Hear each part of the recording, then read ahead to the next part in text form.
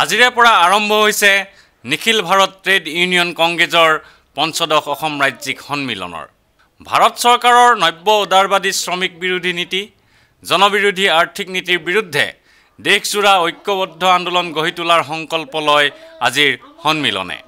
সকলো শ্ৰমিকৰ সামাজিক নিৰাপত্তা নিশ্চিত কৰাৰ দাবীত সংগঠনটোৱে অহা 12 ডিচেম্বৰত নতুন দিল্লীৰ সংসদ ভৱনৰ সন্মুখত গণবিক্ষোভ কাৰ্যসূচী অনুষ্ঠিত কৰিব সন্মিলনখনৰ বিষয়ে ইউনিয়নৰ সাধাৰণ সম্পাদক মুনিন মহন্তই কয় আজি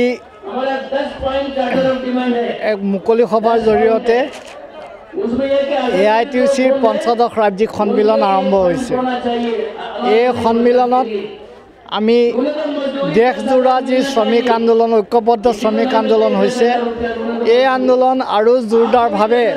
যাতে আমাৰ ৰাজ্যখনত আগবঢ়াই নিব পাৰোঁ এই বিষয়ত আলোচনা হ'ব লগে লগে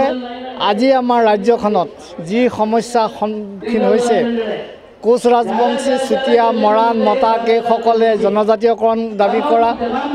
কাৰ্বি আংলং আৰু উত্তৰ কাছাৰে বেলেগ ৰাজ্য দাবী কৰা বড়োলেণ্ডে সুকীয়া ৰাজ্যৰ দাবী উত্থাপন কৰা আৰু সেই বড়োলেণ্ডৰ এলেকাতে কমতাপুৰ ৰাজ্য দাবী তোলা এই সংঘৰ্ষবিলাকে এটা গোষ্ঠীগত উন্মাদনা আমাৰ মানুহৰ মাজত তৈয়াৰ কৰিছে ফলত আমাৰ শ্ৰমিক শ্ৰেণীৰ সাধাৰণ যি আন্দোলন সেই আন্দোলন বাধাগ্ৰস্ত হ'ব পাৰে সেইকাৰণে AITUCৰ এই সন্মিলনত আমি শ্ৰমিক শ্ৰেণীৰ শোষণ অত্যাচাৰৰ বিৰুদ্ধে যি শ্ৰেণী সংগ্ৰাম আমি আহ্বান কৰিছোঁ তাৰ লগত জাতিসমূহৰ যিটো মুক্তিৰ অধিকাৰ নিষ্পেষিত নিপীড়িত জাতিসমূহৰ মুক্তিৰ আন্দোলন আমি ঐক্য অংগাংগীভাৱে চলাই নিয়াৰ কাৰণে আমাৰ এই সন্মিলন সেই উদ্দেশ্যত আমি উৎসৰ্গা কৰিছোঁ আমি ৰাজ্যখনত যি